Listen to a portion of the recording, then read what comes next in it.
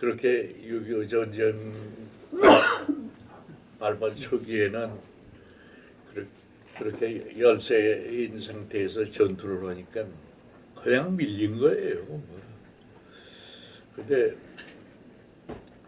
6.25 전쟁을 겪으면서 보니까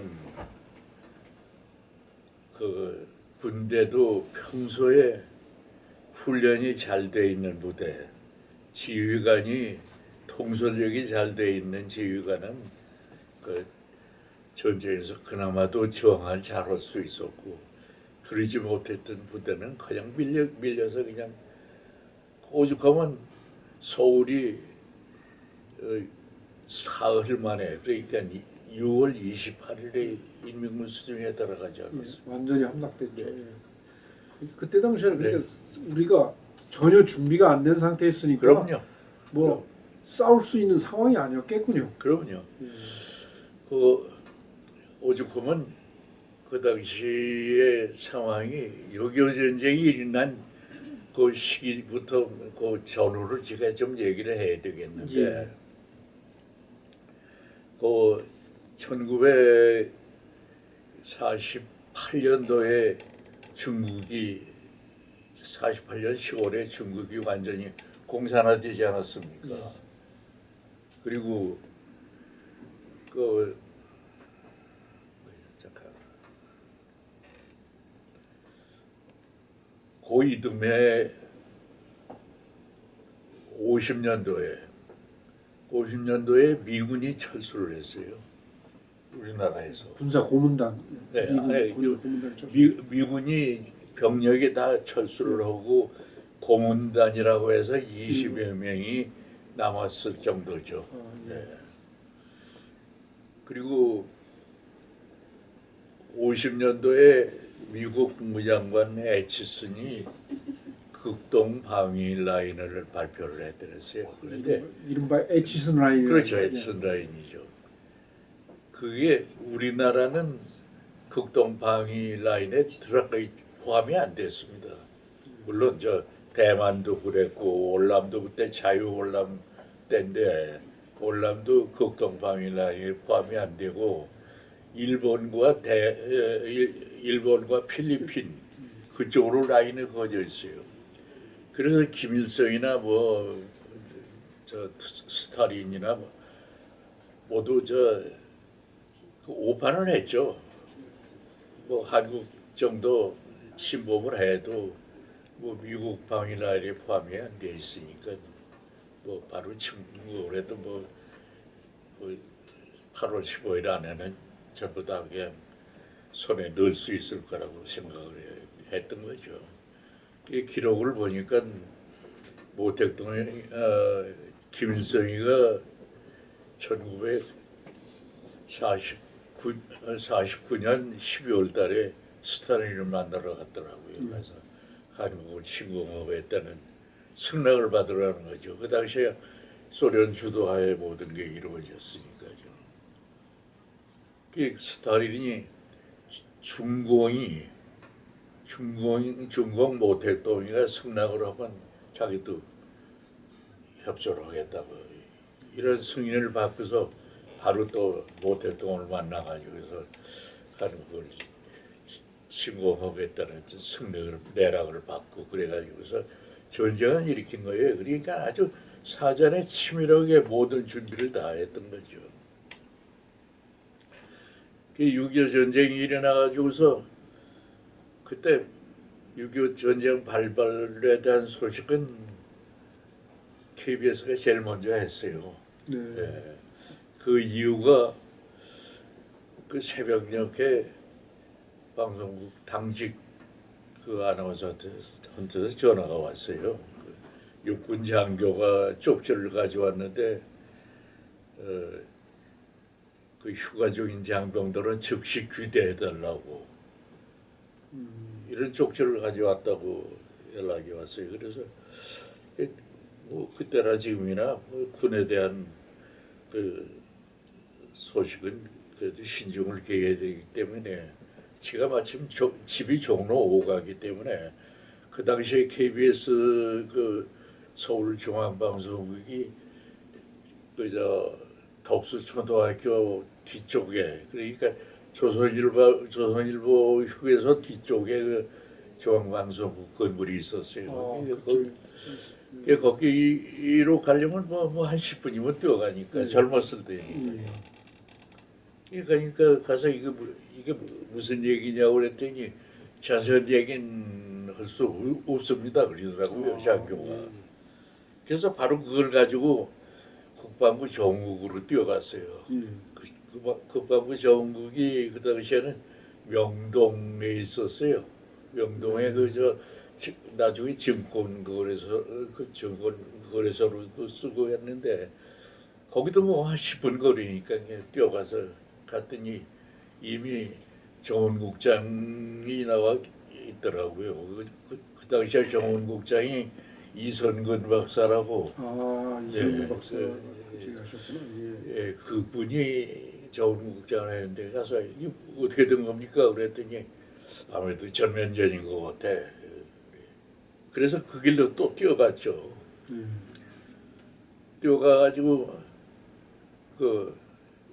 기사를 썼는데 그 당시엔 그 기자가 기사를 쓴 것만 아나운서가 또 그 방송을 하게 돼 있거든요.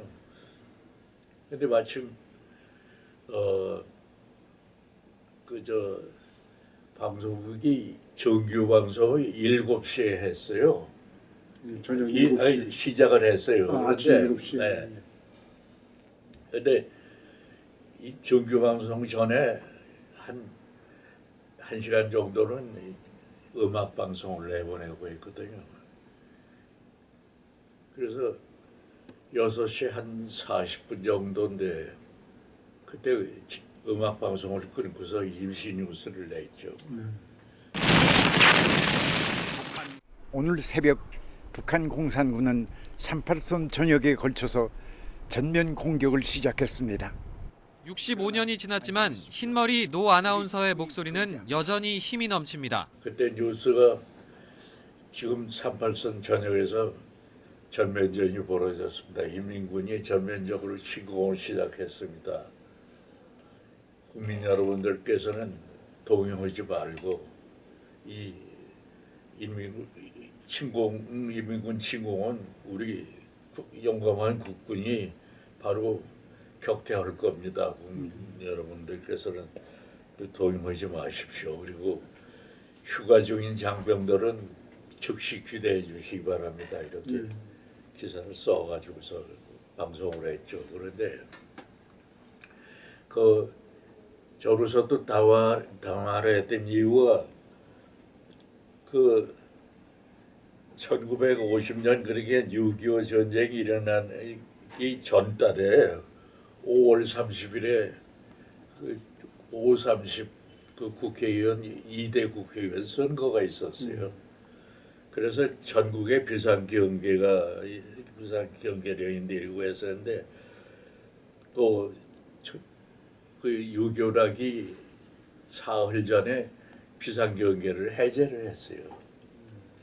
그러니까 장병들도 비상경계가 해제가 되니까 모두 부대에서 휴식을 취하고 뭐 경찰도 마찬가지죠. 그래가지고 그 당시에는 장병들이 대부분 농촌 출신들이 많았어요. 그래서 6.25 나기 이틀 전부터 장병들이 휴가를 보내드렸어요. 그렇죠. 그때가 또 한창 농사철이니까. 네, 그때 농번기 아닙니까? 6.25를 하순이니까. 심지어는 각 지역별로 군 트럭을 내가지고서 같은 지역의 장병들을 갖다가 거기다 태워서 고향으로 보냈단 말이에요. 근데 휴가를 보낸 지 이틀 만에 귀대하라고 한다는 게 말이 되는 얘기예요. 그래도 뭐 상황이 이렇고 하니까 즉시 귀대하라고 그렇게 했더랬죠. 6.25 전쟁을 보도한 게 KBS가 먼저 했던 이유가 바로 그겁니다. 그리고 원래 그 외신에서는 거의 그 시각을 전후해 가지고서 그 AP 통신에서 UP 통신에서 그 UPI 통신. 잭슨이라고 하는 기자가 그 전국에다가 보도를 했죠. 근데 그때는 UP라고 한 이유가 요즘은 UPI인데 UPI. 나중에 INS하고 합쳐가지고 요즘은 UPI인데 그 당시엔 UP예요. 그 UP 통신 기자가 그거를 알게 된 것도 그 유교 전쟁 나던 날에 그 저 반도 호텔 근처에 있다가 무초 대사가 급히 대사관으로 들어가는 걸 만났대요. 그때는 미국 대사관이 요즘에 롯데 호텔 자리에 그 반도 호텔이라고 있었습니다. 그 미국 대사관이 거기 있었죠. 그 무초 대사한테 이 새벽에 왜 벌써 나오냐고 그러니까 아마 무초 대사한테 전면전이 벌어졌다는 얘기를 들었나 봐요. 그때는 그 외신 기자들은 그 저 텔레타이프 가지고서 바로 기사를 보내고 했으니까 그냥 즉시 보낸 거죠. 그래서 외신에서는 UP가 먼저 했고 국내에서는 방송이 먼저 뉴스를 내보냈던 거죠. 그리고 나서는 뭐 방송도 군 체제로 다 들어간 거죠. 그때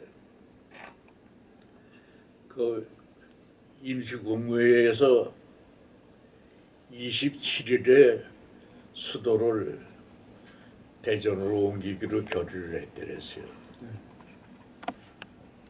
그래서 신성모 그 당시에 국방장관이 신성모 씨인데 신성모 국방장관이 기자들한테 브리핑을 하길 그 수도를 정부를 대전으로 옮기기로 했다고 그렇게 발표를 했는데 또 공보처에서는 민심 동요를 막기 위해서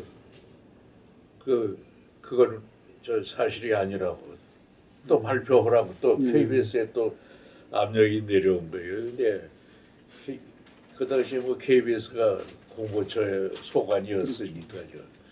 그러니까 KBS에서 또 그 수도를 대전으로 옮기기로 했다는 게 잘못된 보도라고 또 했다. 아까 육사 얘기를 했는데 육군사관학교 생도들이 그 당시에는 생도의 신분이었지만 바로 무장을 하고 태릉에서 나와서 창동에서 인민군을 요격을 해가지고 전투를 했어요. 그래서 그 당시에 육군사관학교 그 10기생 그러니까 그 당시에 생도 1기생이 희생이 많았던 게 거기서 많은 희생을 치렀어요. 참 가슴 아픈 일이죠. 그리고 장교가 돼가지고 제대로 지휘를 할 수 있는 그런 유능한 인재들을 거기서 많이 잃었죠. 임관도 하기 전에. 예. 그렇죠. 예. 예. 그래가지고 바로 전투에 뭐 바로 투입을 했죠. 근데 그 당시에 국방부에서는 그 종국 기자도 국방부 출기자들이 그다 전국에 모여가지고 전황을 그 발표를 기다리고 있었죠. 그런데 느닷없이 의정부를 탈환했다고 국군이 탈환했다고 그래서 기자들은 그냥 그대로 받아 써가지고 그냥 나는 나대로 또 방송 내고 신문 또 호해를 내고 그랬죠.